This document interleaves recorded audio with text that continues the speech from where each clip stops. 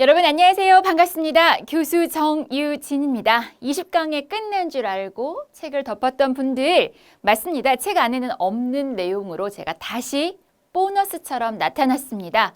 반갑지 않으신가요? 뜻하지 않게 기대하지 않았던 선물 같은 그런 방송이 우리가 모의고사 파트가 되는 것 같아서 여러분들도 기쁜 마음, 저도 기쁜 마음으로 준비하고 다시 들어왔습니다.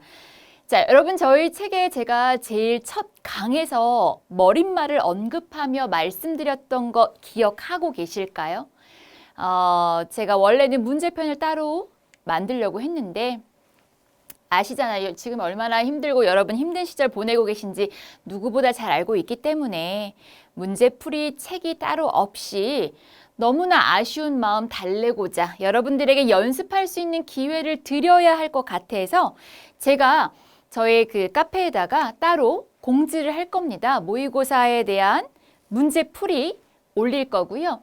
여러분들이 직접 뽑아서 하실 수 있게끔 제가 따로 한글 파일로 해서 올려둘 겁니다. 그래서 60문제가 나왔을 때는 어떻게 푸는구나 라는 걸 한번 연습해 보시라고 그 연습 파트를 모의고사 파트로 따로 제작을 했습니다.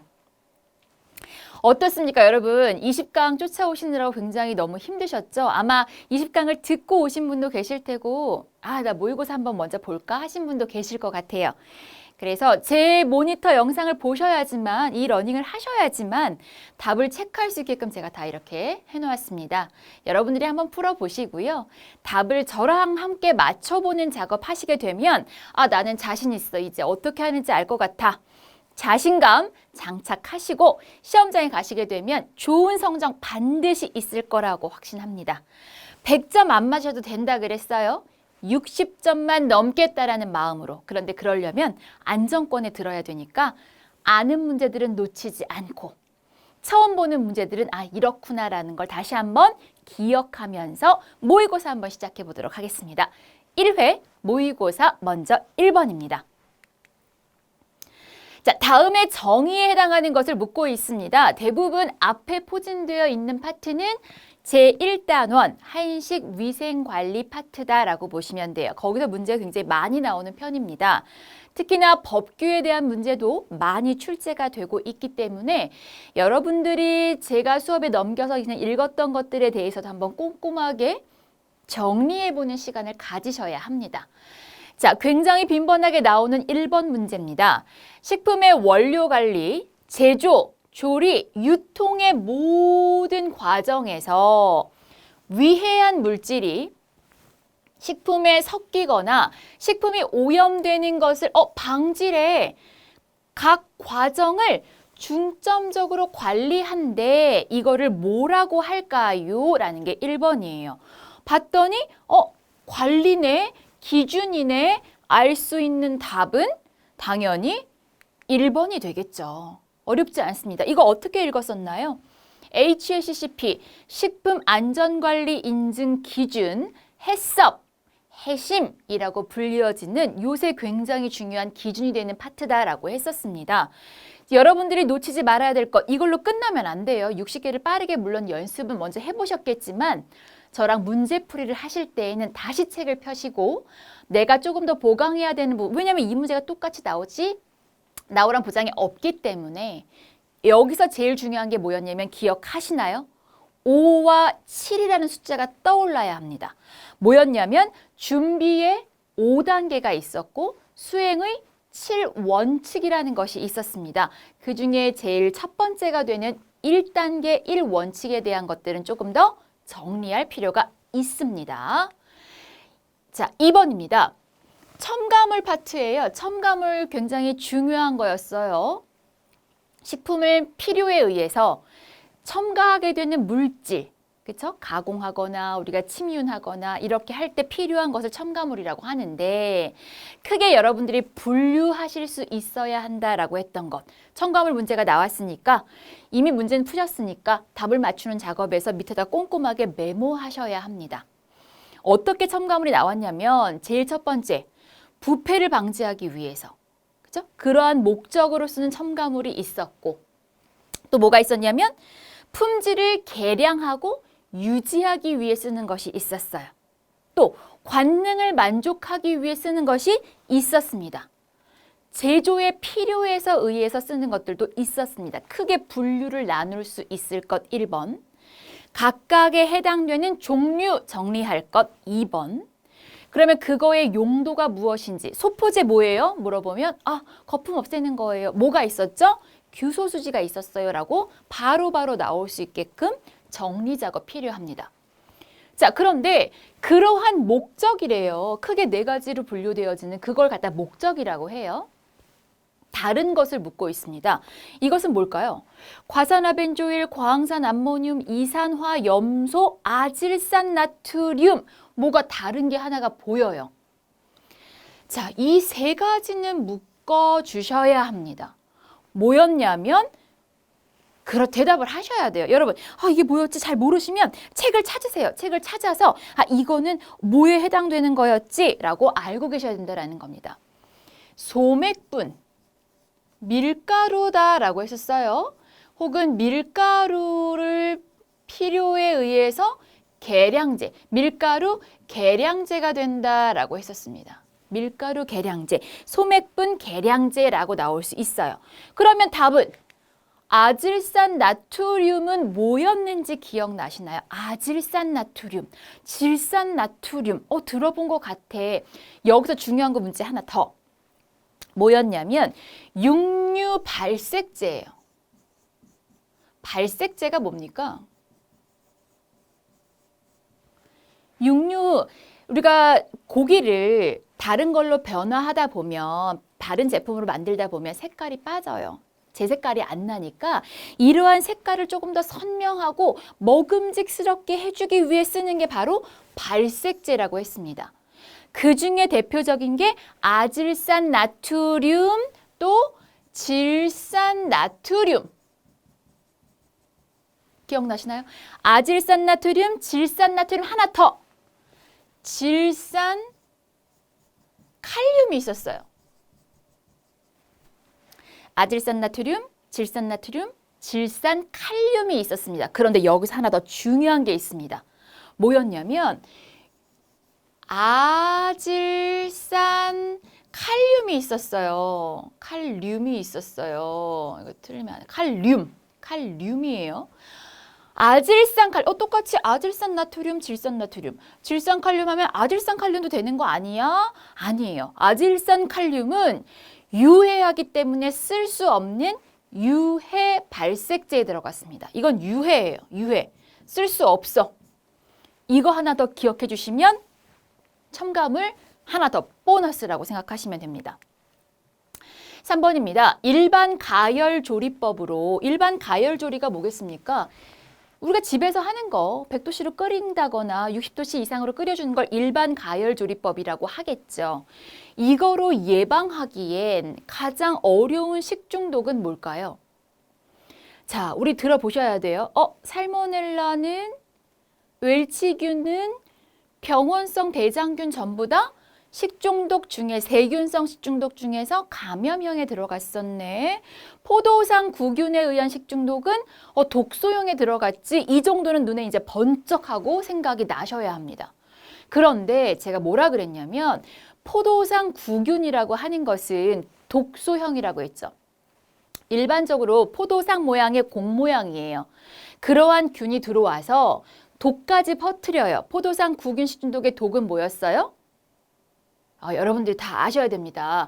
우리가 보툴리누스균이 있었고 포도상 구균에 의한 독이 있었습니다. 엔테로톡신 장독소, 뉴로톡신 신경독소. 독은 2가지였기 때문에 반드시 아셔야 되는데 이것은 열에 강해요. 강하기 때문에 이 엔테로톡신이라고 하는 것이 열에 강해서 100도씨에서 40분 이상 끓여봤자 의미가 없었습니다. 그래서 보관을 잘할 것, 손에 상처가 있는 사람은 아예 조리를 하지 말 것. 왜냐하면 열에 강하기 때문에 일반 조리법으로 안 되니까 보관을 잘 하셔야 합니다라고 말씀드렸습니다. 그것에 대한 문제. 그러니까 딱 답만 외우시면 안 돼요, 이제. 왜 안 되는지, 그거를 공부하기 위해서 포도당 구균에 대한 특징은 뭐가 있었는지, 같은 독소형의 짝꿍은 뭐가 있었는지, 독은 어떻게 분할이 되는지까지 확장 공부를 해야 정리가 되신다는 거예요. 제가 처음에 OT 할 때 쉬워요, 같이 해봅시다 이렇게 말씀을 드린 것은 기본적으로 저랑 20강을 들으시면서 내용을 대략적으로 정리는 하실 수 있는 작업이 되셔야 된다는 얘기입니다. 그래야 문제가 꼭 이 문제가 나오라는 보장이 없잖아요. 다른 게 나와도 이거 이렇게 했었지, 이건 이런 문제였지라고 응용할 수 있다는 게 이게 바로 응용 파트라는 겁니다. 4번입니다. 중요하죠. 소분 판매예요. 소분이 뭐였습니까? 나눠서 판매하는 것을 소분이라고 하셨어요. 그래서 소분은 소분 판매할 수 있는 식품과 판매할 수 없는 식품으로 제가 구분해서 박스표에다가 정리해 놓은 거 있습니다. 다시 한번 반드시 확인하셔야 됩니다. 소분할 수 있는 것은 그렇죠. 벌꿀이었습니다. 빵가루랑 벌꿀은 암기하셔야 돼요. 중요한 판매할 수 있는 식품이다라고 하셨어요. 판매할 수 없는 것도 나눠서 보셔야 되겠죠. 자, 그 다음에 5번입니다. 노로바이러스도 제가 언뜻 설명했어요. 노로바이러스, 우리 겨울철에 많이 발견이 되어지는, 우리가 식중독이라고 해서 겨울철에 전혀 없어요, 아니다라고 했었죠. 노로바이러스 같은 것이 생길 수 있다라고 하셨습니다. 로타도 마찬가지고요. 자, 그런데 예방 및 확산 방지 방법으로 틀린 것을 묻고 있습니다. 식중독 공부하라 그랬더니 세균성, 자연독 이런 것만 열심히 외우시고 안 나왔어요 하시는 분들도 계세요. 조금 더 포괄적으로 공부를 하실 수 있어야 한다라는 겁니다. 바이러스에 의한 식중독인데 겨울철에 굉장히 많이 발생을 하는 것이 노로바이러스, 암기하고 계셔야 됩니다. 그러면 가열조리한 음식물은 맨손으로 만지지 않도록 한다. 그렇겠죠. 손에도 균이 있을 수 있으니까 손만 잘 씻어도 웬만한 식중독, 감염병 벗어날 수 있다라는 거죠. 오염이 의심되는 지하수의 사용을 자제한다. 먹는 물에 의해서 생길 수가 있기 때문에 그러겠죠. 오염 지역에서 채취한 어패류는 85도씨에서 1분 이상 가열하여 섭취한다. 노로바이러스 같은 경우도 대부분 먹어서 걸리긴 하는데 위생, 보통 가열하게 되면 확산이 되는 걸 방지할 수가 있다라는 겁니다. 그래서 노로바이러스 식중독 걸리지 않겠다고 바이러스 백신이라고 하는 걸 맞아서 의미가 있느냐? 백신이라는 것이 따로 없어요. 이거는 2, 3일 뒤면 자연 치유가 되어집니다. 그러니까 열심히 그냥 화장실 왔다 갔다 하고 나면 조금 힘들지만 며칠 지나고 나면 스스로 이겨내는 게 바로 노로바이러스 식중독이다 알고 계시면 됩니다. 6번입니다. 이 문제도 굉장히 빈번하게 잘 나오고 있어요. 시험 보고 오신 분들이 하시는 말이 위생감시원의 직무 너무 잘 나왔다고 말씀들을 하세요. 위생감시원의 직무가 아닌 것은 저희가 위생 파트에서 보시면 제가 엄청나게 많은 양으로 쭉 정리해 놓은 게 있습니다. 위생감시원의 직무에서 아마 이만큼 정리해 놨을 거예요. 아닌 것은 위생사의 위생교육에 관한 사항은 아니에요.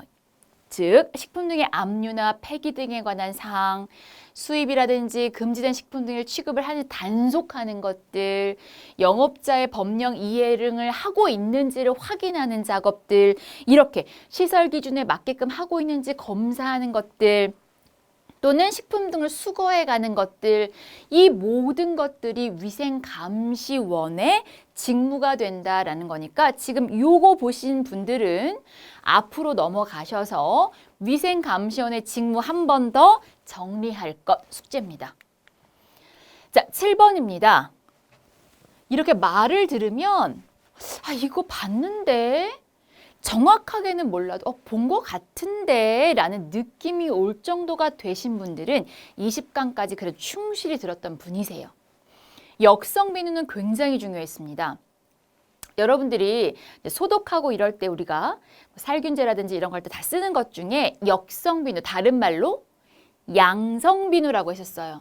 역성, 양성 비누라고 하는 거 다 같은 의미인데 뭐였냐면 인체에 무해하기 때문에 손 소독에도 쓸 수 있다라고 하는 아주 중요한 내용을 가지고 있었습니다. 또 뭐가 있었냐면 세척력은 약하지만 소독력이 강하다라는 특징을 갖고 있었어요. 자주 나오는 게 손소독이에요.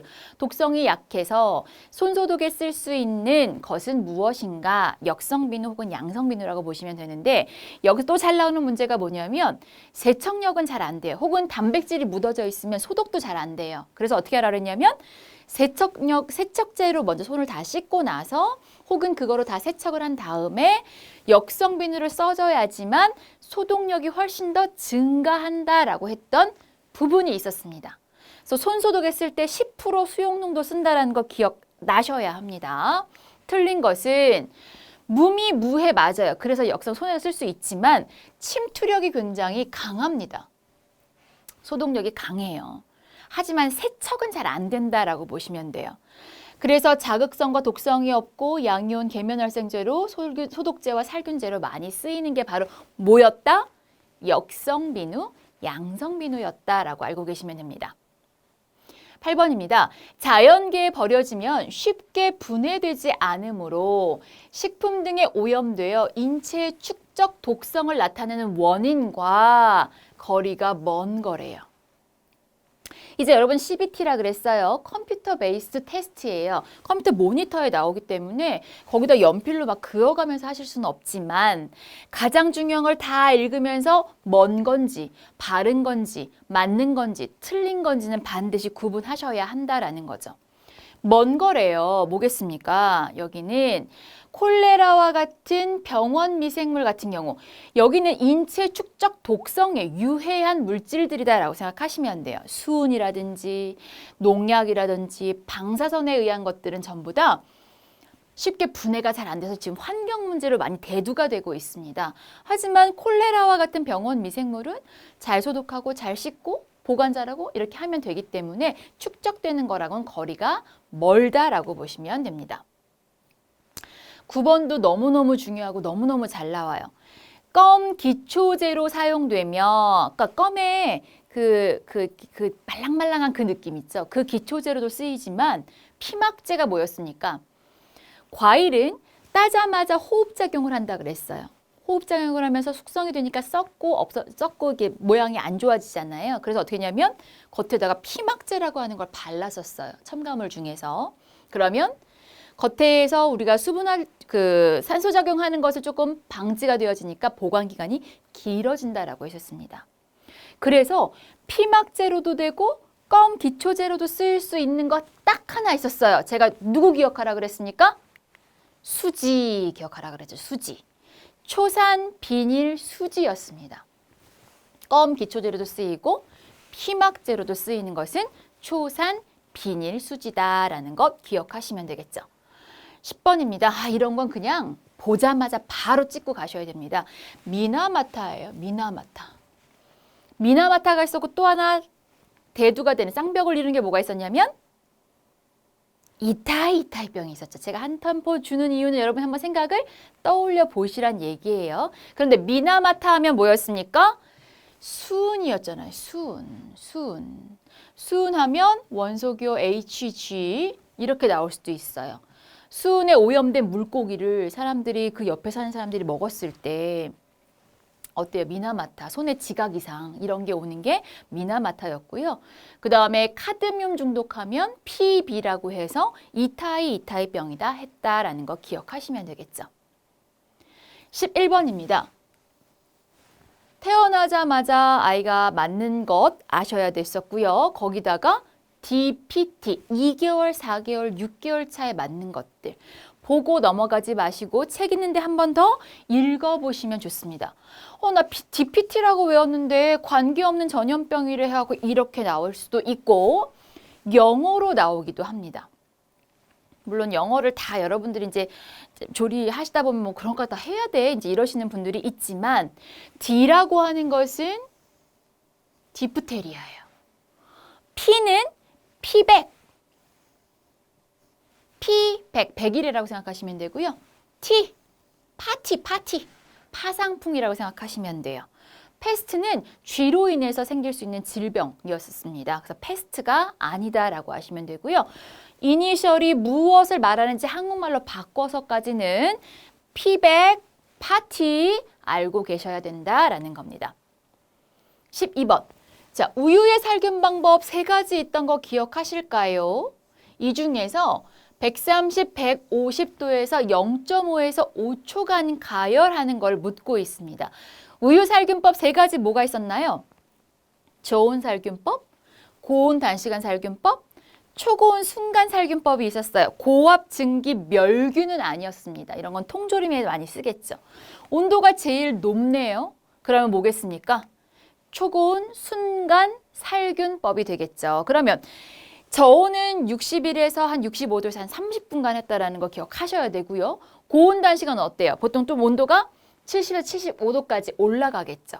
저거보단 좀 높겠죠. 하지만 시간은 한 30초, 15에서 30초간 한다라고 보시면 되고요. 초고온 순간은 아주 짧게, 여러분이 대부분 드시는 팩에 들어있는 싼 우유, 그게 대부분 초고온 순간 살균법이다. 고압증기 멸균법은 통조림에 많이 쓰는데 121도에서 한 20분 정도 살균해준다라는 거 기억하시면 됩니다.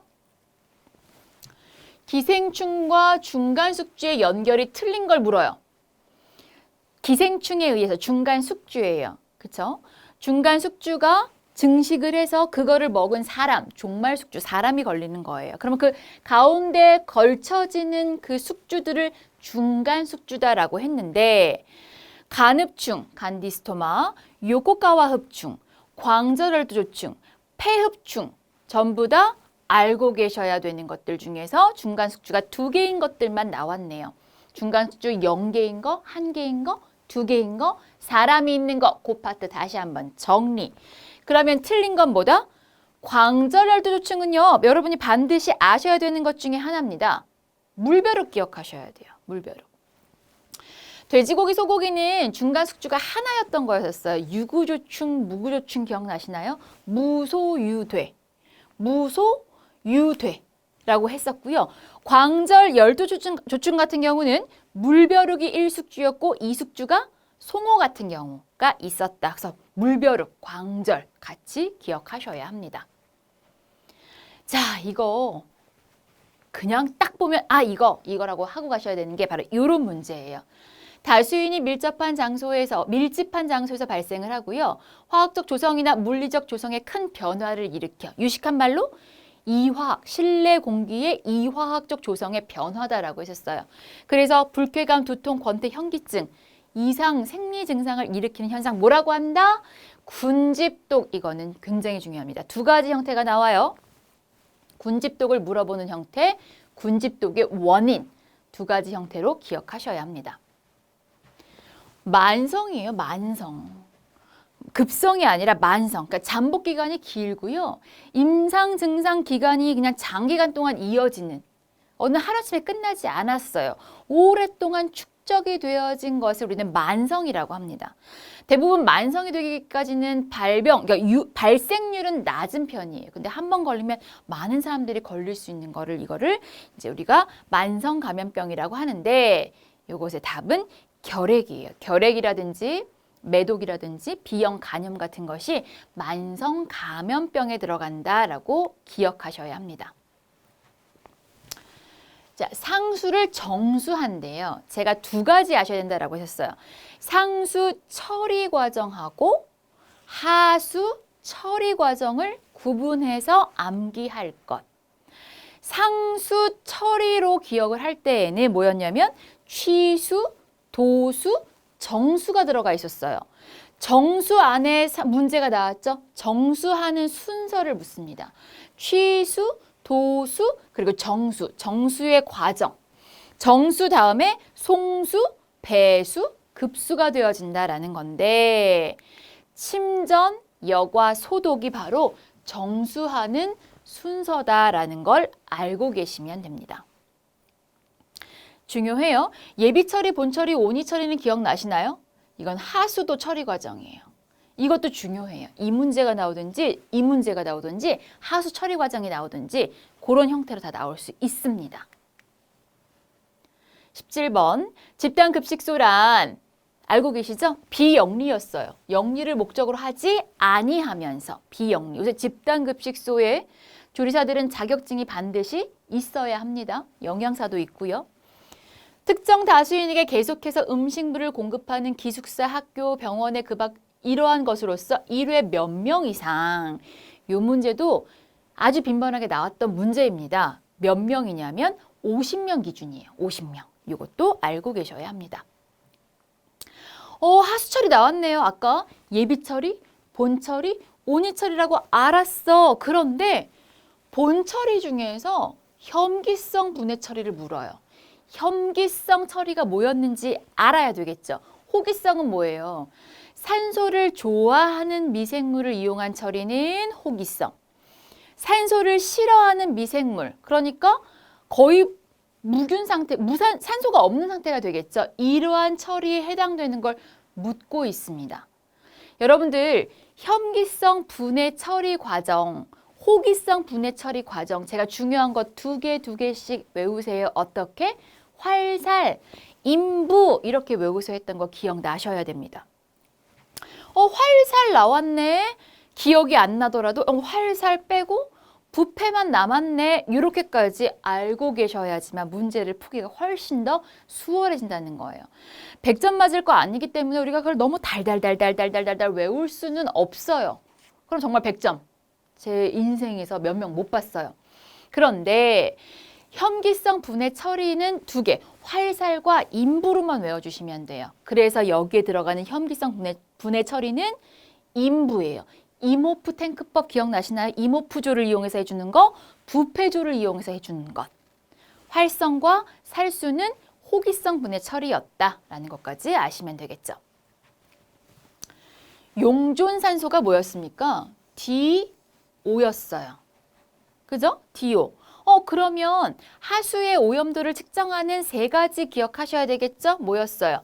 BOD, DO, COD. 이렇게 아셔야 되겠죠. 그죠?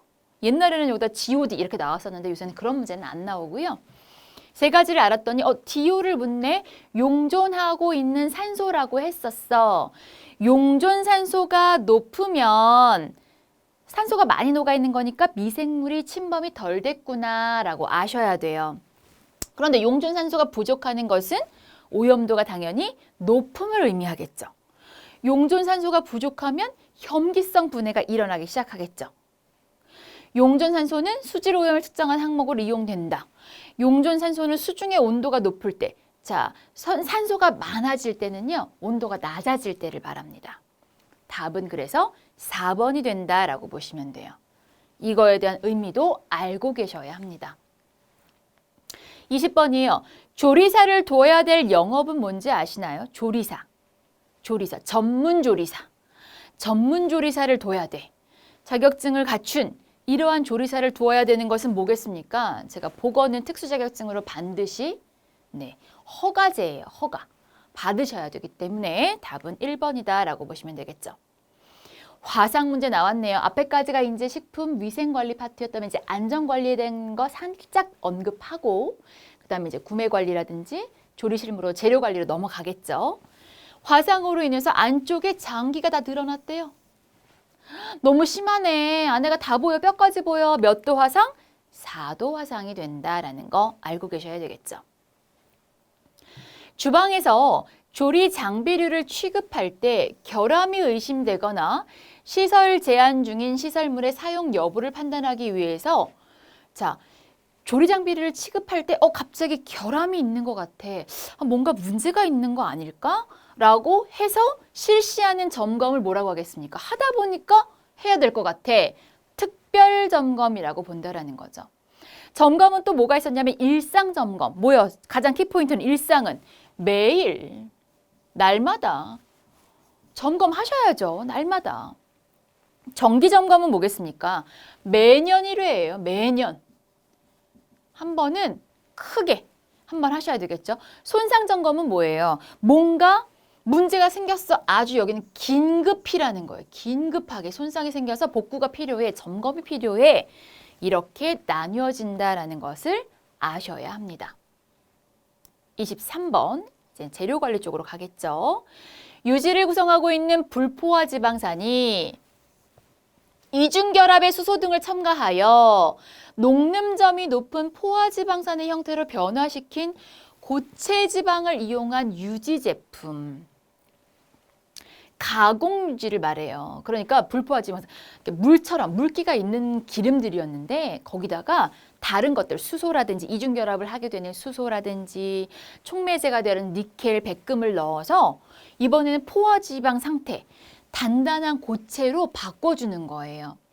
그러니까 모양은 똑같지만 성분 자체가 좀 달라지겠죠. 이러한 것을 뭐라고 말했냐면 가공 유지, 경화유, 딱딱하게 만들어줬어. 일부러 불러준다라고 했습니다. 그래서 두 가지 뭐가 있었냐면 마가린과 쇼트닝이라고 하는 것이 있었죠. 조금 싸겠죠. 가공을 한 거니까. 버터는 우유로 만든 거기 때문에 비싸겠죠. 근데 가공을 해준 거예요. 기름을 인위적으로. 이러한 것을 가공유지, 경화유라고 한다라는 겁니다. 24번. 과실 중 밀감이 쉽게 갈변되지 않는데요. 가장 주된 이유를 찾으래요. 왜 밀감이 쉽게 갈색으로 잘 안 바뀔까요? 과실이니까 당연히 이 중에서는 답이 비타민 C가 많아서겠지라고 배우긴 했지만 잘 기억이 안 나시면 저 왠지 C잖아요. 비타민 C가 많으니까 그렇게 되겠구나라고 상상할 수도 있어야 되고 적용할 수도 있어야 되는 거라는 거죠. 25번. 난황에 들어있대요. 마요네즈를 제조할 때 유화제 역할을 해준대요. 난황이 뭐예요? 달걀? 노른자잖아요. 이제 이런 건 모르시면 안 돼요. 난황에 들어있는 제일 중요한 성분 뭐였습니까? 레시틴은 꼭 하셔야 돼요. 레시틴. 아주 중요합니다. 레시틴. 난백에 들어있는 것들 이런 거 다 빼고 그 다음에 우유에 들어있는 성분들 구분해 줄 것, 그리고 당에 대한 설명 나눠줄 것 다시 한번 돌아가서 확인 작업.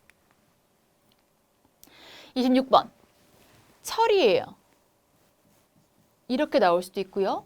마그네슘. 이렇게 나올 수도 있어요. 좀 친절한 시험 봤네 하면 한국말로 다 풀어 나오고 되게 불편한 시험이었어, 너무 친절하지 않았어 하시면 이렇게 원소기호로 나오거나 아니면 영어로 막 풀어져 나오는 경우도 많습니다. 그러면 되게 당황스럽고 어렵다라고 느껴지세요. 그냥 찬찬히 보세요. 저의 기억을 떠올리면서 교수님이 철은 F1랬지 마그네슘은 Mg랬어. 이거를 함유하고 있는 게 어떤 거냐는 걸 물어요. 철에 들어있는 거 그리고 마그네슘 들어있는 거 기억나시나요? 알고 계셔야 됩니다. 철, 미오글로빈, 육색소였어요. 육수, 근육색소. 혈색소는 헤모글로빈이었어요. 철은 미오글로빈에 들어있고 마그네슘, 클로로필이 뭐예요? 녹색 색소였잖아, 녹색. 초록색. 거기에 마그네슘이 굉장히 많이 들어있다라고 했고요. 미오글로빈은 육색소, 근육색소라고까지 아시면 좋아요. 철, 마그네슘 이렇게 들어있더라 알고 계시면 됩니다. 어머 여러분이 외웠던 산수 문제 어떻게 응용해야 될까 한번 같이 풀어볼게요. 수분, 당질, 섬유질, 단백질, 무기질, 지방이 들어있는 식품의 열량을 묻고 있습니다. 3대 열량소 하면 뭐였습니까? 당질, 지질, 단백질까지였었습니다. 자, 그러면 탄수화물은 크게 어떻게 나누어졌냐면 열량을 내는 당질과 열량을 내지 않는 섬유소로 나뉘어진다라고 했어요. 당질은 1g당 몇 킬로칼로리? 4kcal 열량을 냈지만 섬유소는 열량을 내지 않아요. 그러면 섬유질은 안 들어가겠네요. 물, 열량 안 내겠네요. 무기질, 열량 없어요. 그러면 세 가지, 당질과 단백질과 지방에 들어있는 열량을 구하실 수 있어야 하는데 당질은 1g당 4, 단백질도 1g당 4, 지방은 1g당 9kcal 열량을 낸다라고 했었죠? 그러면 40에다가 곱하기 4, 5 곱하기 4. 지방은 2 곱하기 9예요. 산수예요. 산수. 수화가 아니고요. 산수예요. 그럼 어떻게 돼요? 160에다가 20에다가 18. 그러니까 답은 198 다 더하면 이것의 열량은 198이 된다라는 거죠. 이렇게 푸시는 거예요. 나온 거 다 곱하는 게 아니라 안 되는 것들은 빼고 해주셔야 된다는 얘기겠죠. 28번입니다. 각 식품을 냉장고에서 보관할 때 나타나는 현상의 연결이 틀린 걸 물어요. 자, 여러분 바나나는 어떻게 보관하라고 되어 있습니까? 상온에다 놓으세요라고 했잖아. 바나나 냉장고 안에 넣어보신 분 아마 한 번쯤 궁금해서 넣어보신 분도 계실 거예요. 넣으면 바나나 껍질이 검게 바뀌어요. 효소적 갈변이었습니다. 고구마도 냉장고에다가 보관을 하게 되면 전분이 변해서 맛이 없어져요. 그래서 우리가 보통 그냥 저장이라고 해요. 저장. 0도에서 한 10도 정도로 상온에서 좀 서늘한 곳에 보관을 하는 겁니다. 감자를 냉장고에 보관했다라고 해서 솔란이 생성이 된 게 아니죠. 감자는 싹이 나는 이유가 보관을 햇빛에 노출이 되었을 때 그렇게 생기는 게 감자싹. 감자싹에 있는 게 솔라닌이에요. 그래서 여러분 왜 난 식물 키워볼 테야 해갖고 감자 물에다 담가서 아마 햇볕 좋은 데다 놔보신 분들 계실 거예요. 그러면 감자에 막 싹이 나기 시작을 해요. 그게 바로 독 솔라닌이다라고 해서 냉장고 때문에 생기는 건 아니에요. 식빵은 먹던 거 냉장고 넣어두면 어떻게 된다 했습니까? 딱딱해진다라고 했었죠. 이게 바로 뭐였냐면 노화였었어요. 전분의 노화까지도 알고 계셔야 되겠죠. 29번입니다. 사과를 깎아 방치했을 때 나타나는 갈변 현상과 관계가 없는 것을 물어요. 사과는 효소를 가지고 있다라고 했었어요. 효소. 그런데 그 효소가 뭐냐면 페놀류인 옥시다제라고 하는 것과 폴리페놀 옥시다제라고 하는 페놀류가 있습니다. 이것과 산화 효소에 의해서 산소와 함께 갈변이 생겨지는 것이다. 복잡하게 말하면 그래요. 그러면 갈변 현상하고 상관이 없는 것은 섬유소는 되게 많잖아요. 근데 그것 때문에 갈변이 생기는 건 아니다라고 생각하시면 돼요. 페놀류와 산화효소와 산소로 인해서 갈변이 되어진다라고 알고 계시면 됩니다. 30번입니다. 가자미 식혜 이제 조금 연배가 있으시거나 공부를 해보신 분들은 가자미 식혜 아실 거예요. 혹은 저쪽 지방에 사시는 분들도 좀 잘 아실 테지만 이제 젊은 친구들이나 이쪽 위쪽에 사시는 분들은 잘 모르실 수도 있습니다. 가자미 아시죠? 생선. 그거를 이용해서 식혜를 담근다고 밥알 둥둥 뜨는 그 식혜인데 어떻게 생선 비린내 나게 저렇게 하지? 라고 생각하실 수 있지만 이 가자미 식혜라고 하는 것은 가자미가 그냥 놔두면 보관이 오래 짧으면서 보관을 오래 못하니까 여기다가 소금을 와장창창 넣고 거기다 다른 것들 뭐 고춧가루, 밥 조금, 뭐 소금, 누룩 이런 걸 다 넣어서 담가준 걸 말한 장이에요. 그래서 이거는 염장법을 쓴 거다라고 보시면 돼요. 소금에 절여서 짭조름하게. 아래쪽 지방 사람들이 덥기 때문에 생선을 오랫동안 보관할 방법이 뭐가 없을까? 그래서 식혜를 담갔어요. 가자미를 이용해서. 소금과 그다음에 뭐 누룩이라든지 고춧가루 이런 걸 다 넣어서 장을 담그듯이 해놨다는 겁니다. 그래서 소금에 절여 놓은 염장법이 된다라고 보시면 돼요. 여기까지 스톱입니다. 자, 여러분들 60문제 푸는데 몇 분이 주어진다라고 했었죠? 60분이 주어져요. 그러면 여러분들이 이 문제 30번까지 오시는 동안 물론 저는 지금 설명을 하냐고 시간이 많이 소요가 됐지만 시험장 가서 보시면요. 요새 젊은 친구들 60번 푸는데 한 15분에 하고 우르르 나가버려요. 그러면 어때요? 주변에서 막 나가기 시작하면 가슴이 콩닥콩닥 뛰기 시작합니다. 흐트러지지 않아야 돼요. 옆에 보지 마시고요. 나에게만 집중하세요. 모니터를 보면서 난 30번까지 했어. 반 넘었어. 이제 30개만 똑같이 더 풀면 끝나. 라는 마음으로 흐트러지지 않아야 돼요. 사람이 당황하거나 긴장하면 알던 것도 경직돼서 잘 생각이 안 나요.